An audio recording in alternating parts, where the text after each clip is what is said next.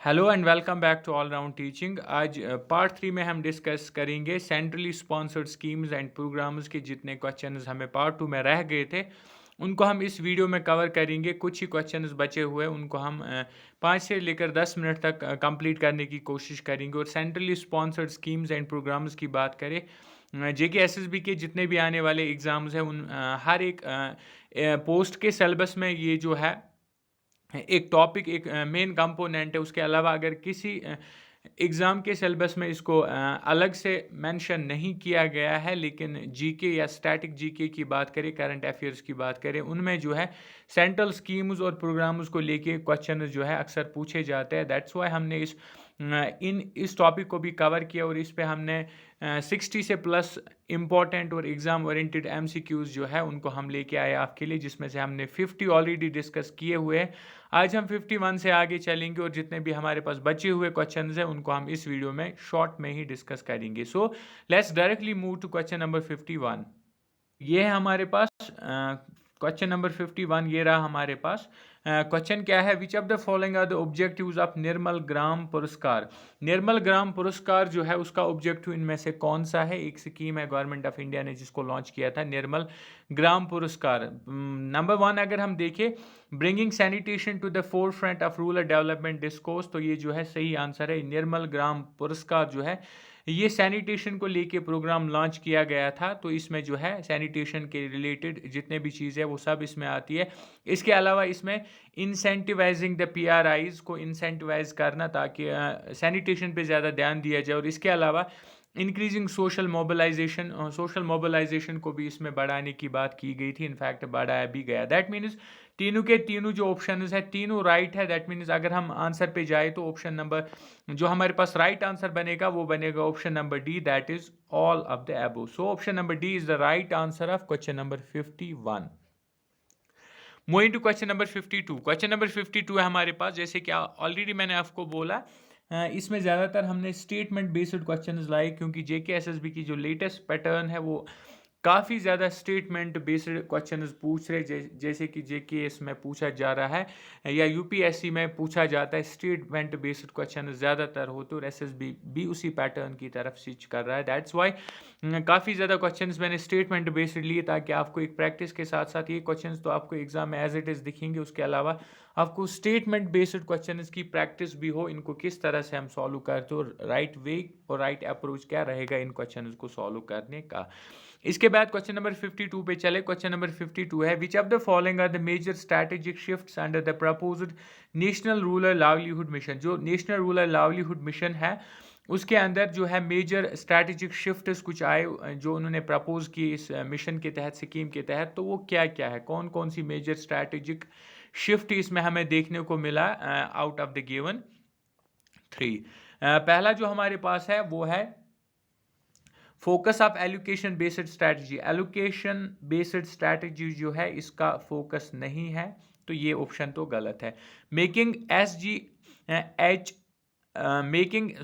SHGs the prime movers of rural development, ये जो है इनको प्राइम मूवर्स बनाया गया रूरल डेवलपमेंट, तो सही है।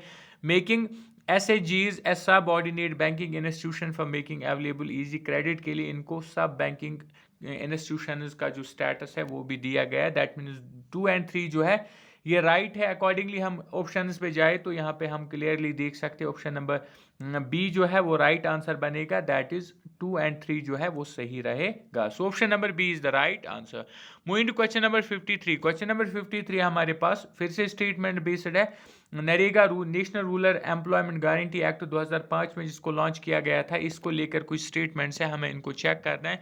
इनमें से राइट कौन सा है उसको हमें मार्क करना है, वो हमारा आंसर बनेगा। और गलत कौन सा है उसको हमें फाइंड आउट करना है। इसमें सही कौन सा है और गलत कौन सा है। पहला अगर हम देखें, पहला स्टेटमेंट है, it's not a legally enforceable right to 60 days of employment. 60 days of employment देना कोई लीगली एनफोर्सेबल राइट नहीं है इसके अंदर, तो ये बिल्कुल गलत है। 100 डेज वर्क मिलना चाहिए। उसके अलावा इसमें 60 डेज जो है वो लीगली एनफोर्सेबल राइट है हर एक अनएम्प्लॉयड अनऑर्गेनाइज्ड सेक्टर के बंदे का।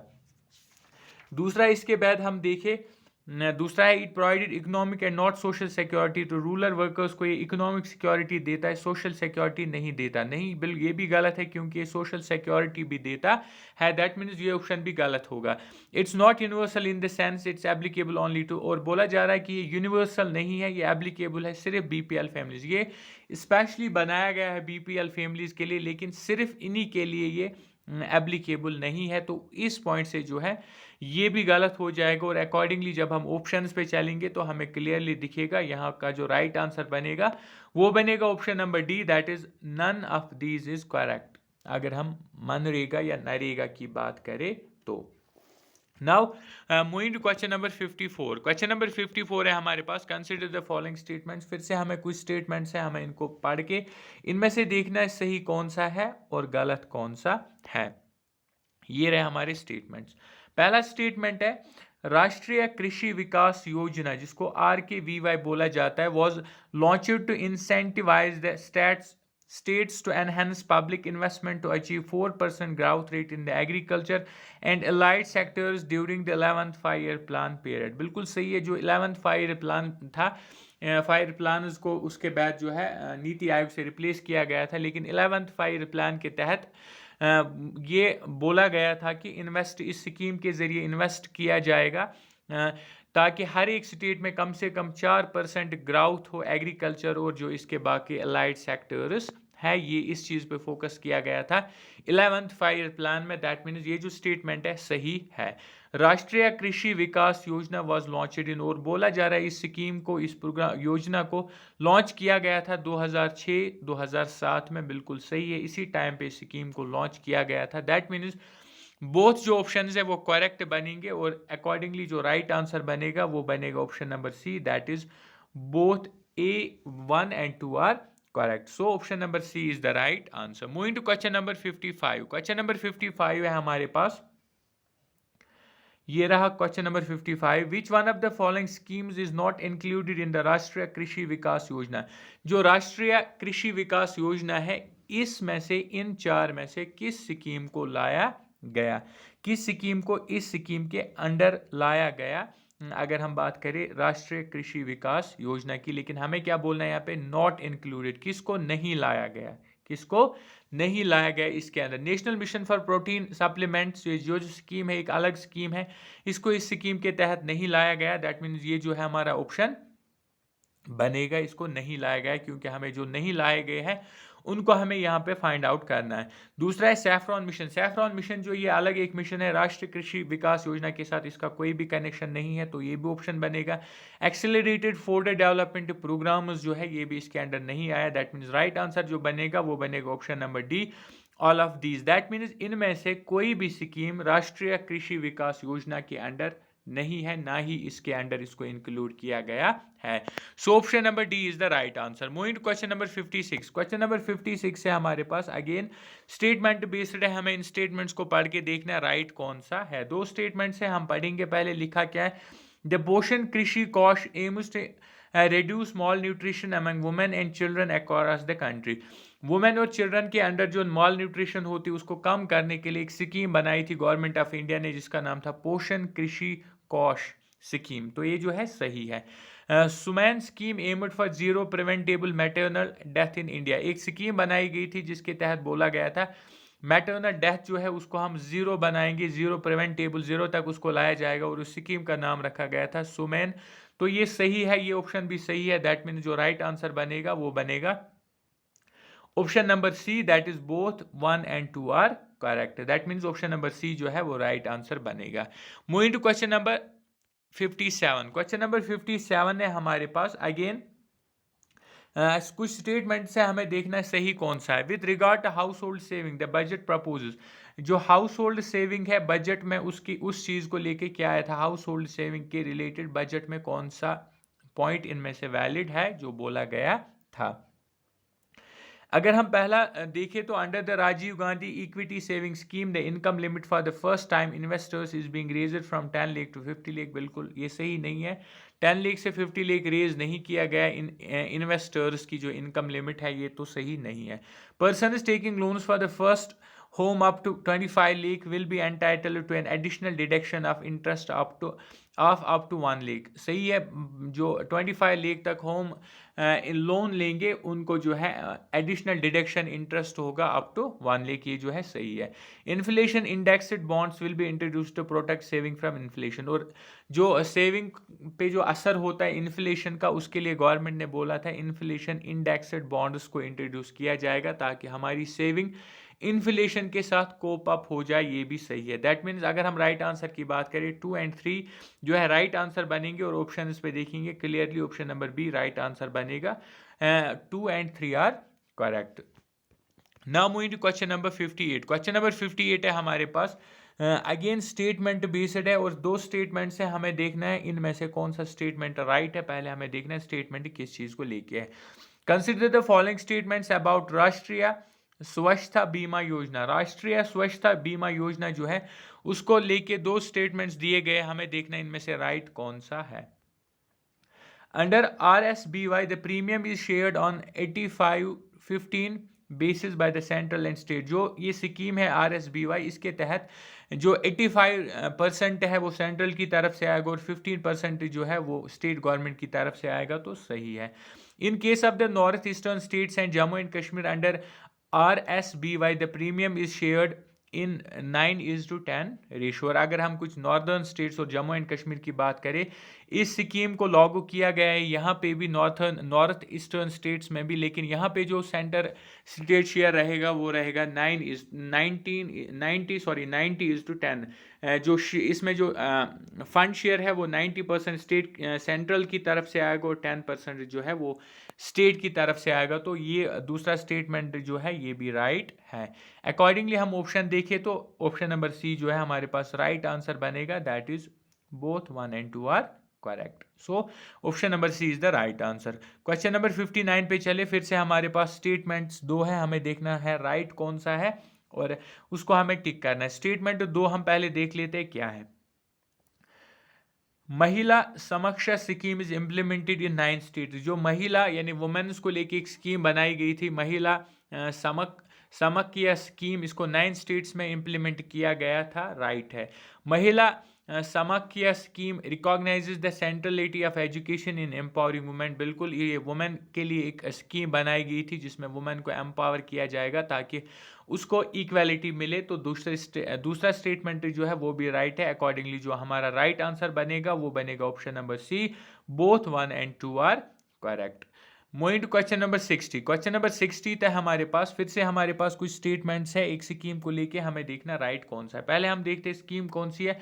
Consider the following about the Rajiv Gandhi scheme for empowerment of adolescent girls. Sabla जिस स्कीम को बोलते हैं Rajiv Gandhi scheme for empowerment of adolescent girls को एम्पावर करने के लिए, हमें देखना है इनमें से कौन सा वैलिड पॉइंट है इस स्कीम को लेके। तो enhance the nutritional status of adolescent girls के अंडर न्यूट्रिशनल स्टेटस जो है उसको ठीक करना, एनहेंस करना, इंप्रूव करना, बिल्कुल सही है।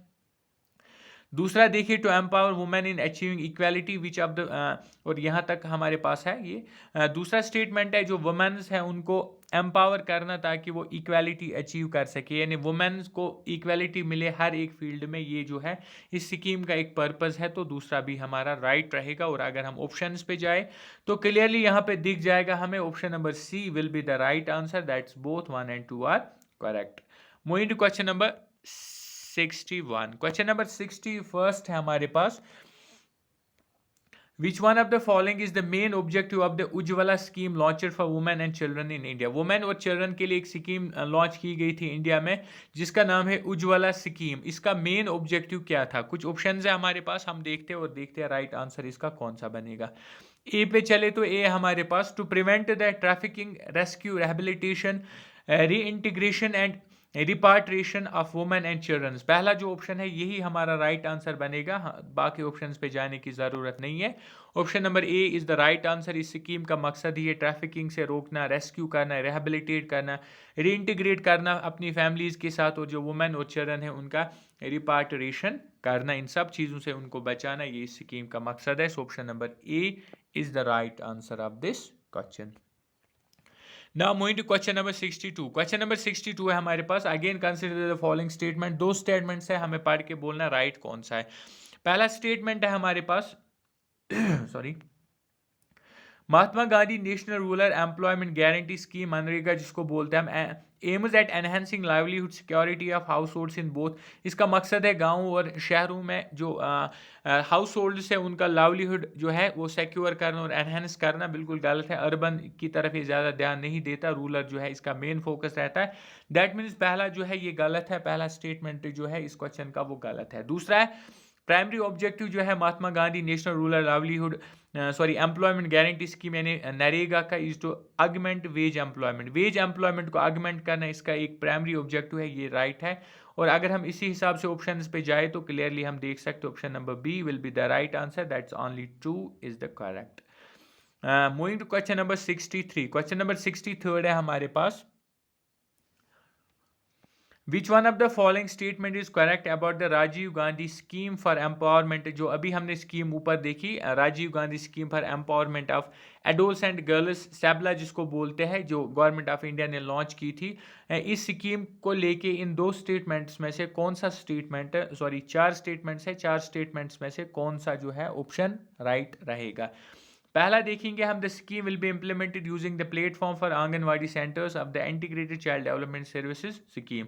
इस स्कीम को लॉन्च किया जाएगा, इम्प्लीमेंट किया जाएगा आंगनवाड़ी सेंटर्स को एक प्लेटफॉर्म बना के, जो ICDs है उस स्कीम के साथ इस स्कीम को इम्प्लीमेंट किया जाएगा, उसको इसका प्लेटफॉर्म बना के इसको लॉन्च किया जाएगा। बिल्कुल राइट है, इसी तरीके से इसको इम्प्लीमेंट किया गया था और करने का प्लान बनाया गया था। सो option number A is the right answer.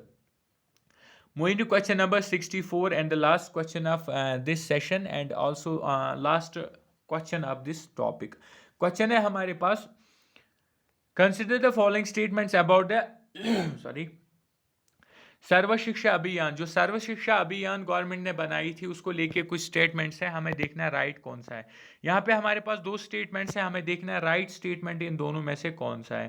पहला है to achieve the universalisation of elementary education in a time bound manner. Time bound manner बिल्कुल भी इसमें नहीं है, यूनिवर्सलाइजेशन ऑफ एलिमेंट्री एजुकेशन है लेकिन कोई टाइम बाउंड मैनर नहीं है, तो पहला ऑप्शन जो है वो time bound manner is the right answer. Actually एक टाइम फ्रेम इसमें बनाया गया था, ये वाला जो है राइट है। जो सर्व शिक्षा अभियान है एजुकेशन को लेके, इसका मकसद था एलिमेंट्री एजुकेशन को यूनिवर्सलाइज करना, यानी कि पूरी कंट्री में एलिमेंट्री एजुकेशन को इसके तहत फ्री किया गया ताकि सारे बच्चे कम से कम एलिमेंट्री यानी 8वीं जमात तक तालीम हासिल कर सके। और इसके लिए एक फ्रेमवर्क बनाया गया था जिसमें टाइम बाउंड मैनर भी आता है। सो ऑप्शन नंबर ए जो है 1 जो है वो राइट रहेगा। दूसरा चले to make free and compulsory education for children of age 6 to 16, और इसके अंडर बिल्कुल एजुकेशन को फ्री किया गया था और कंपलसरी रखा गया था, लेकिन 6 to 14 ईयर्स, नॉट 6 to 16, यानी फर्स्ट लेकर 8वीं जमात तक, जो कि एज ग्रुप में आता है 6 से लेकर 14 तक। तो यहाँ पे जो है बोला गया 6 से लेकर 16 जो 10th तक आता है, ये राइट नहीं है। दैट मीन्स ऑप्शन 2 जो है वो यहाँ पे रॉन्ग हो जाएगा। और हम ऑप्शंस पे जाए तो क्लियरली देख सकते हैं option number A is the right answer, that's only 1 is the correct answer of this question. So ये था आज के सेशन का लास्ट क्वेश्चन, और सेंट्रली स्पॉन्सर्ड प्रोग्राम्स और स्कीम्स का लास्ट क्वेश्चन था ये हमारे पास, और हमने टोटल 64 क्वेश्चंस को डिस्कस किया, और ये काफ़ी ज़्यादा इंपॉर्टेंट है करंट अफेयर्स और स्टैटिक जीके में जो भी क्वेश्चंस बनेंगे इस वाली टॉपिक से, तो वो हमारी सीरीज से आपको एज इट इज़ एग्जाम में दिखेंगे। So this was all for today. अगर इसके अलावा आपने ऑलराउंड टीचिंग को सब्सक्राइब नहीं किया है, do subscribe all round teaching, like और शेयर ऑल्सो, क्योंकि यहाँ पे हम हर एक रिक्रूटमेंट के अपडेट सबसे पहले आप तक पहुँचाते हैं, और उसके अलावा हर एक कॉम्पिटिटिव एग्ज़ाम की तैयारी कराते हैं। इसके अलावा हम बात करें आने वाला जो एग्ज़ाम है पटवारी की बात करें, पटवारी जो है 1 सितंबर को एग्ज़ाम होने जा रहा है, और हम एक 20 दिन का क्रैश कोर्स इस पे लाएंगे। उसके अलावा हम इसमें मॉक टेस्ट भी कराएंगे, और जो बिल्कुल फ्री ऑफ कॉस्ट रहेंगे, कोई भी पैसे देने की ज़रूरत नहीं है। 20 डेज़ क्रैश कोर्स जो रहेगा उसमें हम सारा सिलेबस MCQs के थ्रू कवर करेंगे, और उसके अलावा लास्ट 5 दिन में जो है हम लास्ट 5 डेज़ में हम पाँच MCQs चलाएंगे, मॉक टेस्ट चलाएंगे। In fact full length mock test हम चलाएंगे, वो भी एब्सोल्युटली फ्री ऑफ कॉस्ट होंगे। तो इस चैनल को आप सब्सक्राइब करके रखिए, क्योंकि पटवारी की सीट जो है आप उसके काफ़ी नज़दीक हो if you are watching our videos, और आप अगर हमारे साथ बने हुए हो। So this was all for today, thank you.